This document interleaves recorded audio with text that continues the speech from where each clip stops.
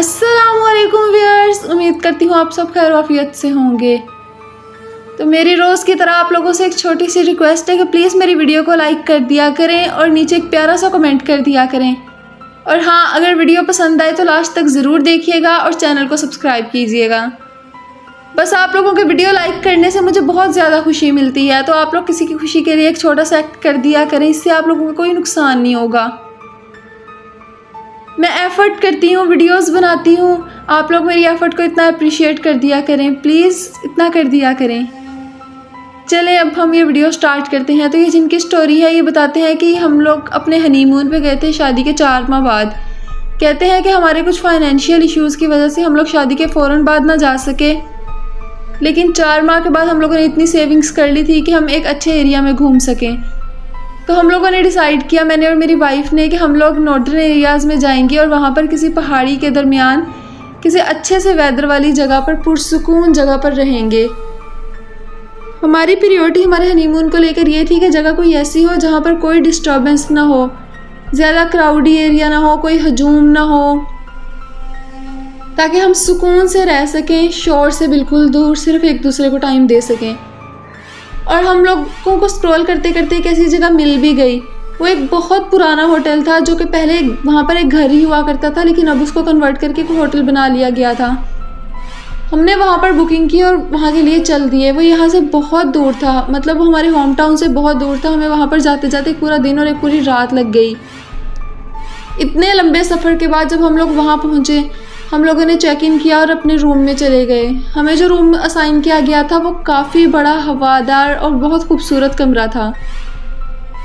और उन लोगों ने हमें स्पेशल विशेस भी दी और कहा कि हम लोगों ने कुछ डेकोरेट किया है। जब आप लोगों ने इस रूम को अपने लिए बुक करवाया तो आप लोगों ने बताया, साथ मेंशन किया कि हनीमून के लिए बुक करवाना है। तो हम लोगों ने इस रूम को थोड़ा डेकोरेट कर दिया।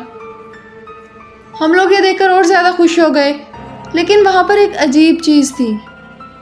हाँ बिल्कुल, वहाँ पर एक बूढ़ा इंसान था जो कि हमें बहुत क्रीपी सी स्माइल दे रहा था।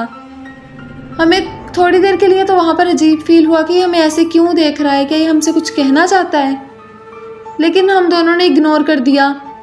पहले तो मुझे लगा कि शायद मेरी वाइफ ने उसे नहीं देखा होगा, लेकिन जब हम रूम में अकेले थे तो मेरी वाइफ ने भी जिक्र किया कि वो बूढ़ा हमें देखकर इतनी क्रीपी स्माइल क्यों दे रहा था। क्या वो हमें कुछ बताना चाहता था? यहाँ पर एक और चीज़ मैं मेंशन करना चाहूँगा, वो ये थी कि जब हम बाहर से आए, बाहर मौसम बहुत खूबसूरत हो रहा था। पहाड़ों के दरमियान ठंडी हवाएं चल रही थी, लेकिन होटल के अंदर हमें एक अजीब सी घुटन महसूस हो रही थी। बहुत भारी सा महसूस होने लगा, ऐसे जैसे कोई हम पर नज़रें जमाए हुए हो, कोई हमें मुसलसल देख रहा हो। लेकिन खैर, हम बहुत ज़्यादा थक चुके थे, हमने किसी चीज़ पर भी मज़ीद तवज्जो न दी और सो गए। मैं और मेरी वाइफ, हम दोनों जब सोए हैं तो रात को मेरी अचानक आँख खुली। मैंने देखा कि वहाँ पर विंडो के पास कोई औरत खड़ी है जिसने सफ़ेद कलर के कपड़े पहन रखे हैं, उसकी सफ़ेद आँखें और उलझे हुए बाल। मैं बहुत डर गया। मैंने फ़ौरन आयतुल कुर्सी पढ़ना शुरू कर दी। वाइफ को नहीं जगाया, सिर्फ ये सोच कर के वो बहुत ज़्यादा घबरा जाएगी और वापस जाने को कहने लगेगी। मैं अपना ये ट्रिप ख़राब नहीं करना चाहता था। अभी मैं ये सारी चीज़ें देख ही रहा हूँ और आयतुल कुर्सी पढ़ ही रहा था। दिल ही दिल में मेरे बहुत ज़्यादा खौफ था, लेकिन बज़ाहिर मैं यही चाह रहा था कि मेरी वाइफ को ना पता चले कि उधर से वो भी चीखती हुई उठ के बैठ गई। मैंने उससे पूछा कि क्या हुआ, तो उसने मुझे कहा कि मैंने ख्वाब में देखा है कि वहाँ पर विंडो के पास एक औरत खड़ी है जो बहुत क्रीपी सी स्माइल दे के हमें देख रही है, जिसकी सफ़ेद आंखें हैं और उलझे हुए लंबे बाल। मैं हैरान रह गया कि ये कैसे हो सकता है। वो यहाँ पर रियल में खड़ी थी और इसको लग रहा है कि शायद वो ख्वाब था। खैर, मैंने उसे कहा नहीं ये तुम्हारा वहम होगा। मैं अभी भी यही चाहता था कि वो इस चीज़ को फील ना करे। मैंने उसे कहा नहीं, ये पक्का तुम्हारा वहम होगा, यहाँ पर तो ऐसा कुछ भी नहीं है। देखो, मैं भी अभी बुक रीड कर रहा हूँ, सो जाओ तुम। तो मेरे साथ लग के वहीं पर सो गई। अगले दिन जब हम उठे हैं तो वो शीशे के आगे तैयार हो रही थी कि उसने फिर से चीख मारी और पीछे हट गई। मैंने उससे पूछा कि क्या हुआ, तो उसने मुझे कहा कि देखें, यहाँ पर मैंने एक अभी चेहरा देखा। मुझे लगा कि आप मेरे पीछे खड़े थे, लेकिन जब मेरी नज़र पड़ी तो आप तो वहाँ साइड पर बैठे अपने शूज़ पहन रहे थे और वो चेहरा बिल्कुल आपकी तरह था। वो अब दोबारा शीशे में देख भी नहीं रही थी। जब उसने ये बात की, मैंने शीशे में देखा तो हाँ, वाकई पे वहाँ पर एक साया था जो बिल्कुल मेरे जैसा था और मेरे देखते ही वो गायब हो गया। और गायब होने से पहले उसने बहुत क्रीपी स्माइल दी। अब हम दोनों परेशान हो चुके थे, बट फिर भी मैंने वाइफ से कहा नहीं ये तुम्हारा वहम था, कुछ भी नहीं था वहाँ पे, देखो वहाँ पर कुछ है। चीज़ों को मैं महसूस कर चुका था कि चीज़ें यहाँ पर सच में पैरानॉर्मल हैं, लेकिन फिर भी मैं चाहता था कि हमने इतनी मुश्किल से ये ट्रिप अरेंज किया है, किसी तरह यह ना ही ख़राब हो। यहाँ पर एक और चीज़ मैं मेंशन करना चाहूँगा कि वहाँ पर मैंने शीशे में एक और चीज़ भी देखी थी। वो ये थी कि वहाँ पर किसी की खराशियों के निशान थे। जब हम लोग वापस आए हैं और आकर हम लोग सो गए, हम लोग बाहर घूमने फिरने गए थे, वापस आकर हम लोग सो गए तो तकरीबन शाम 6 बजे का टाइम था। वो हमें दरवाजे पर हल्की सी दस्तक महसूस हुई। दरवाज़ा खोलकर देखा तो वहाँ पर कोई भी नहीं था। हाँ, गीले कदमों के निशान जो हमारे कमरे के अंदर आ रहे थे। मतलब हमें पता चल गया था कि हमारे दरवाज़ा खोलते ही कोई कमरे में के अंदर आ चुका है। हमारा टीवी चल रहा था और उस पर अचानक से चैनल चेंज होना शुरू हो गए। अब हम लोग काफ़ी ज़्यादा परेशान हो गए। रात का वक्त था, बारिश हो रही थी, हम लोग कहीं जा भी नहीं सकते थे। अब हम लोगों को क्या करना चाहिए ऐसे मौसम में, मैंने अपनी वाइफ से पूछा तो उसने मुझे कहा कि जैसे तैसे करके ये रात गुजारते हैं, अब बाकी कल सुबह देखेंगे कि हमने क्या करना है। हम लोग परेशानी के आलम में वहीं पर बैठ के, बट वो जो भी चीज़ थी शायद उसको हमारा वहाँ पर रुकना पसंद नहीं आ रहा था। वो हमें किसी न किसी तरह से तंग करी जा रही थी।